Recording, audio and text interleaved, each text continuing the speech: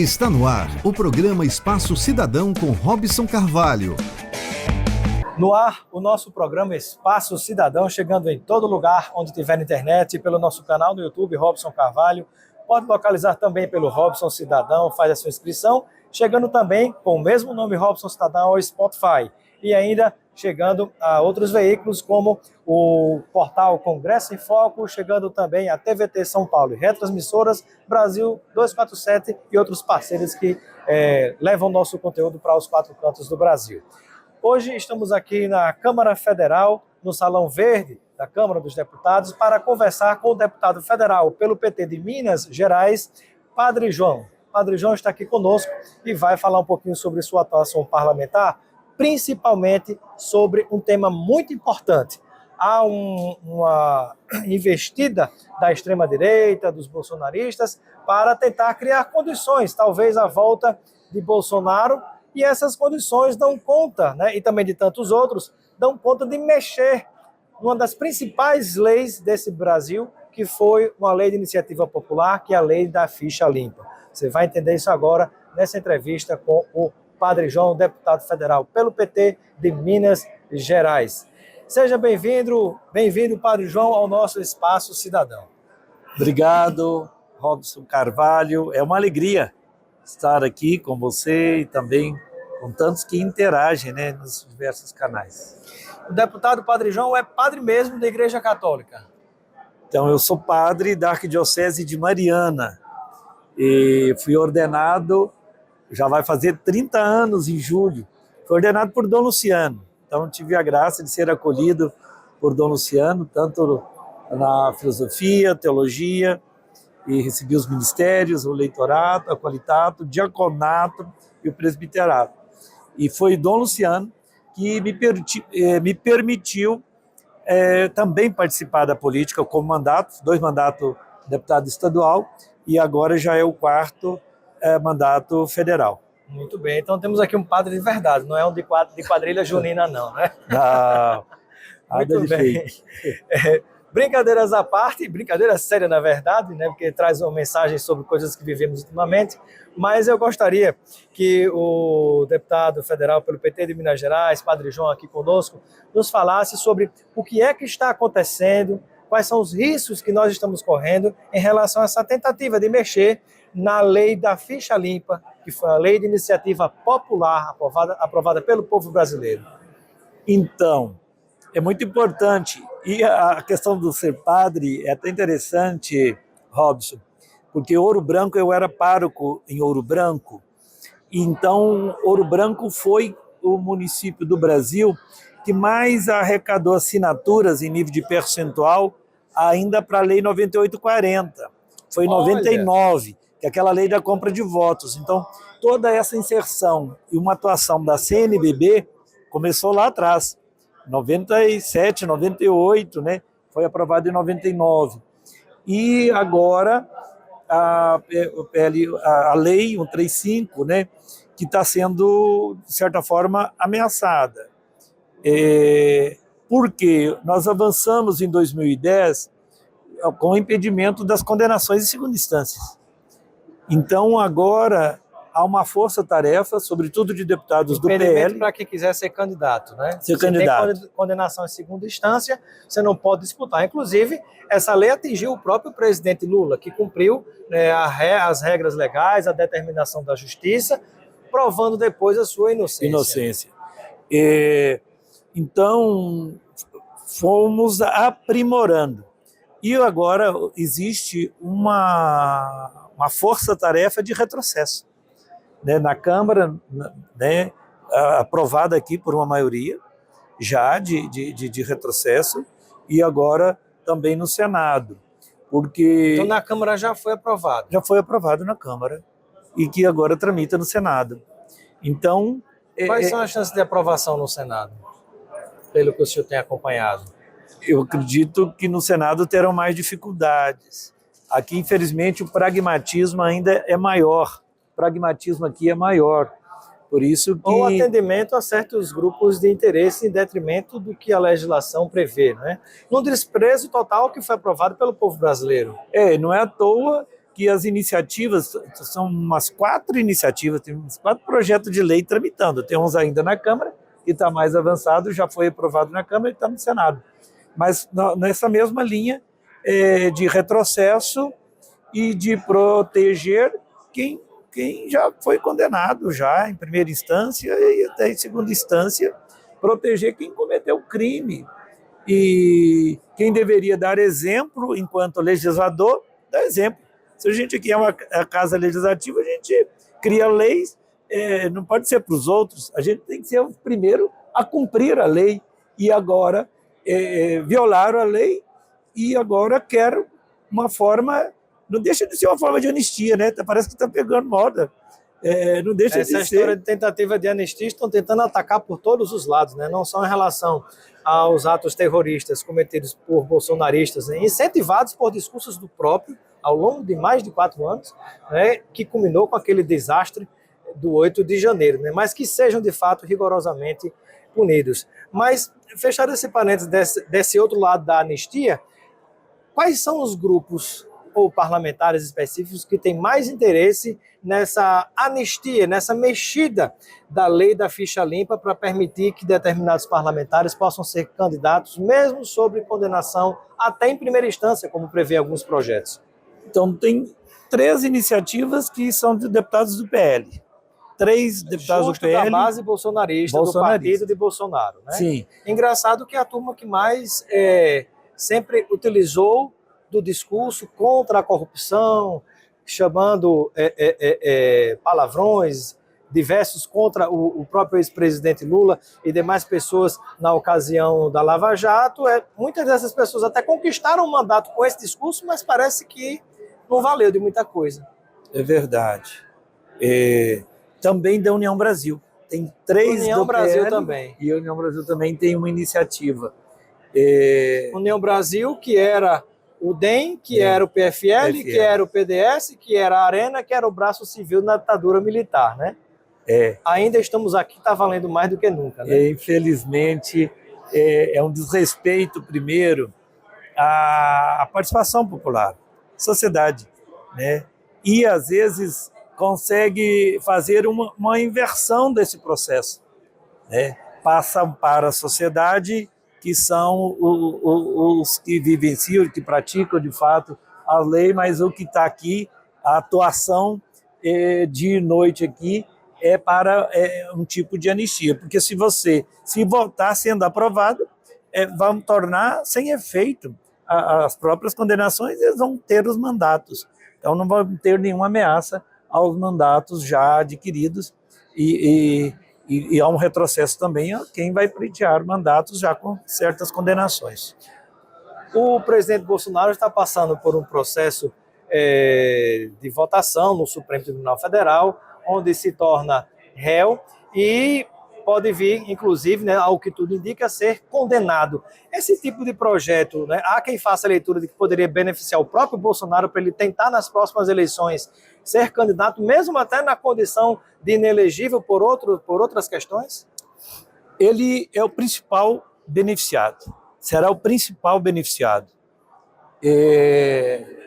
E vários também do próprio PL que serão beneficiados também, que já tem condenação, inclusive.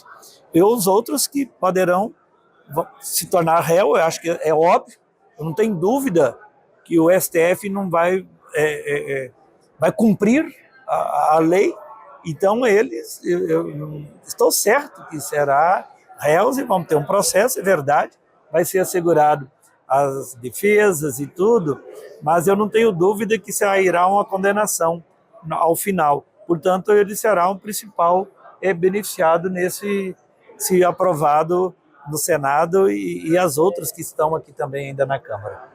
Deputado Padre João, deputado federal pelo PT de Minas Gerais, conosco hoje no Espaço Cidadão.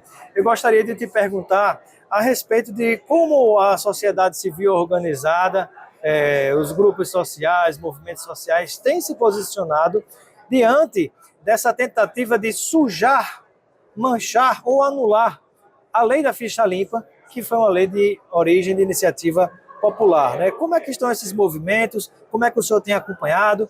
A sociedade está ou não está consciente para isso? Está ou não está pressionando para que isso não aconteça e não seja aprovado, por exemplo, no Senado, já que na Câmara não tem mais jeito, aparentemente? Então, uma iniciativa muito importante foi a da própria CNBB, a Conferência Nacional dos Bispos do Brasil, que reunidos, eles fizeram não só uma nota, mas fizeram um vídeo, e esse vídeo que tem ganhado maior repercussão, numa linha de conscientizando.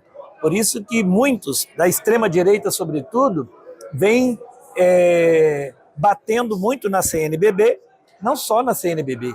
A extrema-direita, inclusive católica, não aceita o Papa Francisco. Estava pedindo a morte para o Papa Francisco. Aliás, eu nunca vi algo absolutamente... Tem tantas coisas contraditórias no bolsonarismo, e essa é mais uma delas, né? Você tentar imaginar um cristão com arma na mão, como muitos defendem, eu não consigo imaginar a figura de Jesus com arma na mão. Que dirá, inclusive, você desejar a morte de alguém, e esse alguém sendo o próprio Papa, né? O representante, segundo os que acreditam, que professam a fé católica, né? O representante de Pedro, apóstolo de Jesus, na Terra. Então, você desejar a morte dessa pessoa, você me vê que parece que alguém ou que está absolutamente entupida de ódio dentro do coração, de maneira que fica tão cega ao ponto de ter esse tipo de posicionamento, né? Até padres se manifestando dessa forma. Muito triste, porque, de fato, o Papa Francisco é uma liderança que dialoga com todas as outras religiões. Enquanto chefe de Estado, também tem um papel estratégico para o mundo, condenando aí as guerras, mas nunca tivemos um Papa tão incisivo com a questão do meio ambiente. Então, no tempo da mudança do clima, aí, ele tem sido, de fato, um protagonista importante e cuidando da casa comum, né, das criaturas. Então, não é de Deus quem pede a morte ou planeja a morte quase, né, para qualquer liderança que tenha compromisso. Ou qualquer liderança, igual foi planejado aqui também para o presidente Lula, né, para o ministro do STF, para o vice-presidente. Houve um planejamento dentro desse plano de golpe, né, para tentar assassinar o presidente Lula, o vice-presidente eleito Geraldo Alckmin, também o ministro Alexandre de Moraes, entre, me parece, algum outro que estava no meio desse episódio grotesco, né? Então, é nesse sentido que a CNBB ela assume, como sempre teve, o papel em relação aos indígenas, a pauta do meio ambiente, mas agora também da política, da verdadeira política. Portanto, acho que os movimentos sociais, todos os segmentos, é importante buscar, né, nas redes aí a fala dos bispos da CNBB, que vem abrindo essa campanha contra a mudança da lei da ficha limpa. Não podemos permitir um retrocesso e ter uma legislação que vai anistiando a todos. Mas a sociedade hoje, esses movimentos sociais e a sociedade civil organizada, estão conscientes do que está acontecendo? Eles estão atentos a isso ou ainda precisa de muita divulgação e conscientização sobre essa possibilidade trágica? Precisa de divulgação. Por isso que essa própria matéria aqui é importante também você compartilhar, divulgar com seus amigos, porque a gente percebe que não está massificado. A extrema-direita está com uma rede de comunicação que vai como que pólvora, né? Então nós também temos que acreditamos na própria Constituição, acreditamos nas leis que foi conquista popular do povo, como essa da ficha limpa. Então nós temos que fazer o nosso trabalho. Não basta ser um militante hoje social, militante de base. Nós temos que ser esse militante digital. Então, as duas coisas. Não podemos abrir mão do trabalho na base. Não só nas infovias, mas também nas ruas. Então, nas ruas, já fomos bons, já provamos isso, mas agora também nas redes. Há alguma previsão para a gente finalizar esse assunto sobre essa tentativa de destruição, descaracterização da lei de iniciativa popular, a lei da ficha limpa? Há alguma perspectiva ou data prevista para votação no Senado?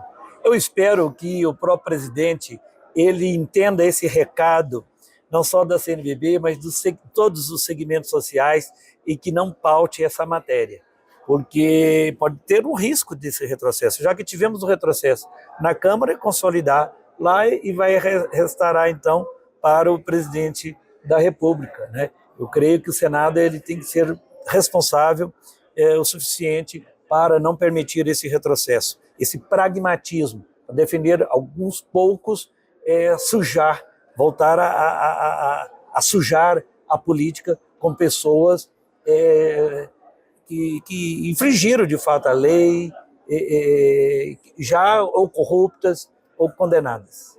Muito bem, então esperamos que o presidente Davi Alcolumbre, que tem essa prerrogativa como presidente do Senado, possa deixar numa gaveta, guardada nos porões desta casa, né, bem distante de qualquer perspectiva de vir a plenário, com alguma chance de votação, né, e distribuir aquilo que a sociedade brasileira exigiu, né, sobretudo daqueles que mais defendem isso hoje, que sempre propagam o discurso anticorrupção, querem abrir a porta para que a corrupção volte para casa. Legislativa, Câmara e Senado.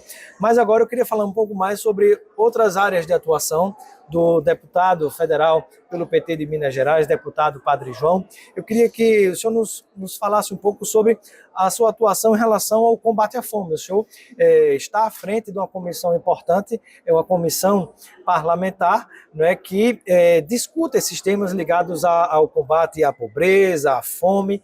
Não é? Eu queria que o senhor falasse um pouquinho sobre sua atuação nessa área. Então, quanto à nossa atuação, tivemos duas conquistas no ano passado muito importantes. A primeira foi aprovando a lei da agricultura urbana e periurbana, sancionada já pelo presidente Lula no ano passado. Possibilita também, tanto na cidade, você produzir uma horta, quem está mais ao entorno também. Eu digo, Robson Carvalho, que um pé de couve já faz a diferença na alimentação. Então, a agricultura urbana é ter linhas de crédito, ter toda uma rede de apoio para essas pessoas produzirem. Outra conquista que tivemos ano passado foi do próprio Pé de Meia, quando a gente estendeu para as escolas comunitárias. O Pé de Meia era só para a rede pública, mas nós temos escolas no Brasil, da pedagogia da alternância, que elas não têm nenhum fim lucrativo, são entidades de pais, agricultores, a maioria agricultores ou indígenas e quilombolas, que cria a escola, e então os alunos moram 15 dias na escola, 15 dias em casa. Eles eram como que punidos, não estavam no Pé de Meia. Então nós mudamos a legislação, que tanto tem direito no Pé de Meia, mas também para o efeito do ProUni. Então, equiparando esses alunos, até porque eles são financiados também pelo FNDE, então equiparando aos alunos da rede pública. E agora nós estamos na grande expectativa da gente avançar, foi constituídas as comissões só na semana passada, já está na Comissão de Meio Ambiente, a gente criando o programa das barraginhas e ecotécnicas. Né? Que são barraginhas ecotécnicas? As barraginhas para captar água de chuva. Nós já temos uma experiência exitosa, que são as cisternas de placa, né, que faz parte de um programa já do governo, era da Caritas, e o governo acampou este programa com grande resultado. Que já chegou a construir, inclusive, mais de 1 milhão de cisternas no Brasil. Né?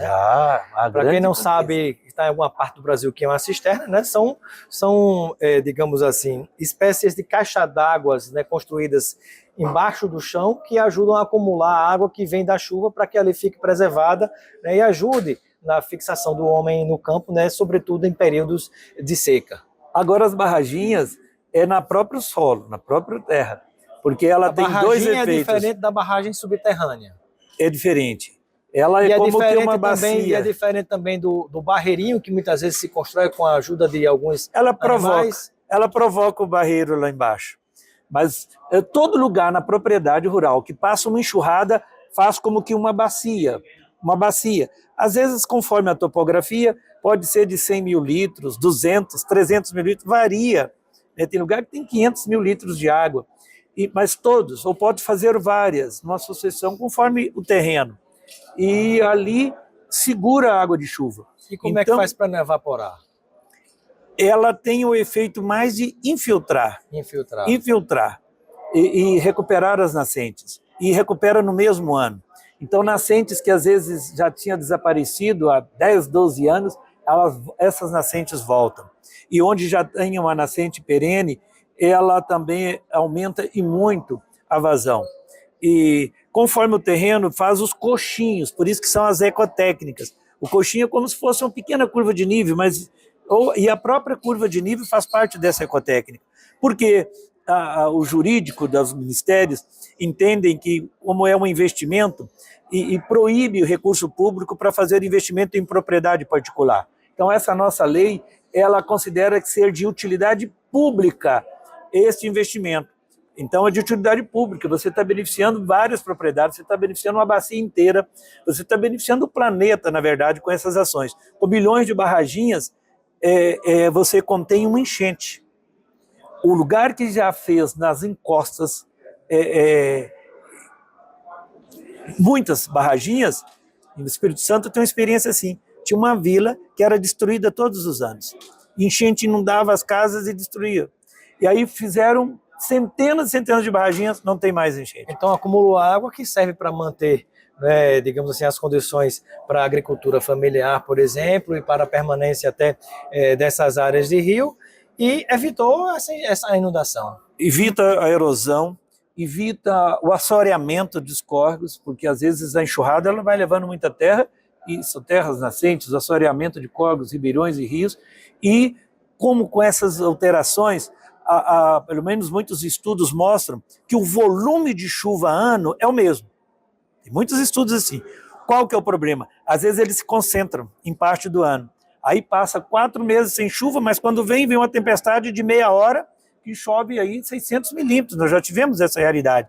Então as barraginhas, ela contém. Então aquela água, aquele volume de água que em segundos ia fazendo um grande estrago, ele vai ser segurado ali e vai infiltrar. E às vezes tem barraginhas que ela fica aí 6 meses, até vira o ano. Quando as que estão mais na parte baixa, o pessoal já até passa a criar peixes, porque ela vira o ano ali com água. Então essa é uma conquista em tanques redes, né? Como uma conquista nossa que está tramitando, está na Comissão de Meio Ambiente, também está tramitando nessa parte de segurança alimentar as casas de sementes, porque nós tivemos uma força-tarefa aqui, né, do agro, excluindo os pequenos, que os pequenos tinham que comprar semente todo ano, semente híbridas, depois sementes transgênicas, e aí o preço lá nas alturas, e aí tem que pagar todo ano, e aí a nossa lei, ela cria as casas de sementes crioulos, aquela variedade antiga do arroz, do milho, do feijão, da fava, das raízes também, quantas variedades de mandioca que a gente tem. Então, como conservar lá as manivas, mas mesmo ter campos em terra, porque tem culturas que a gente só conserva na terra, como as ararotas. Hoje em dia até chegam a produzir alguns alimentos que não têm sementes, né? Isso, de certo modo, acaba sendo um risco para o futuro, né, de você ter sob o monopólio de pequenos grupos, né, poderosos, né, digamos assim, a agricultura de determinadas frutas, determinados alimentos. Né? Com uma concentração já em multinacionais, e uma boa parte nem brasileiras são. As multinacionais, que elas que têm aquelas sementes, elas mesmas que têm os tipos de agrotóxico, e algumas têm o medicamento lá na farmácia, porque sabe que a gente vai adoecer e está lá. A mesma empresa. É um escândalo um negócio desse.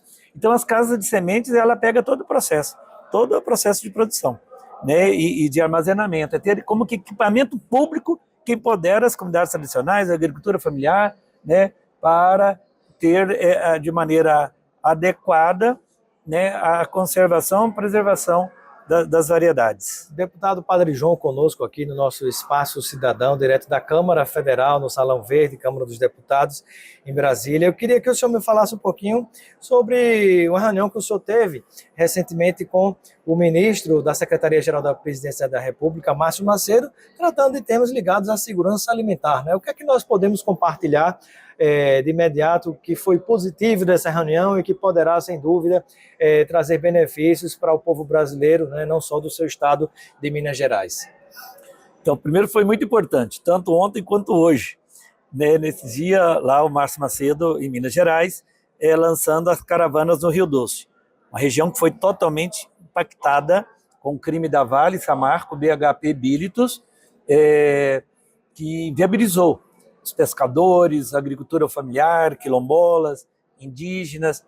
Essa caravana levando o governo já está com um programa, já está com parte do dinheiro em conta para financiar os projetos, garantir a retomada da qualidade de vida.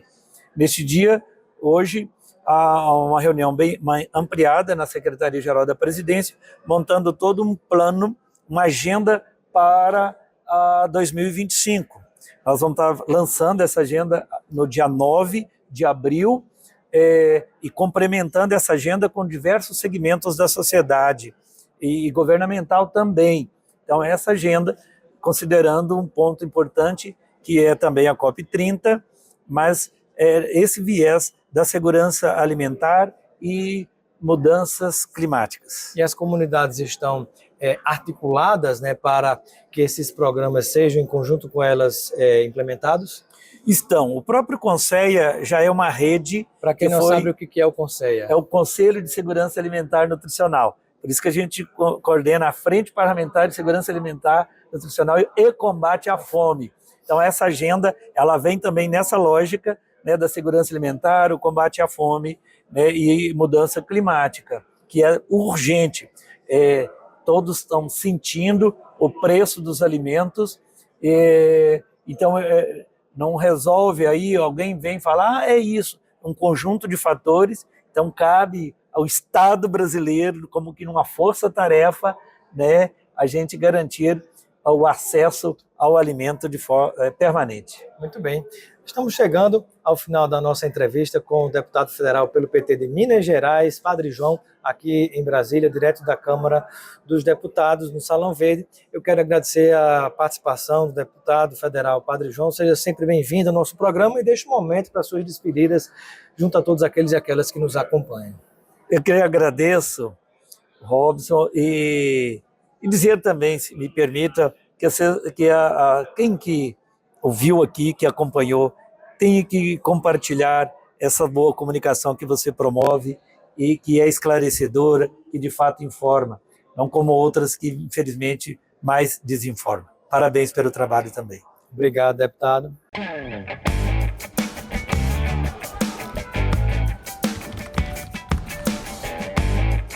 Você ouviu o Espaço Cidadão com Robson Carvalho.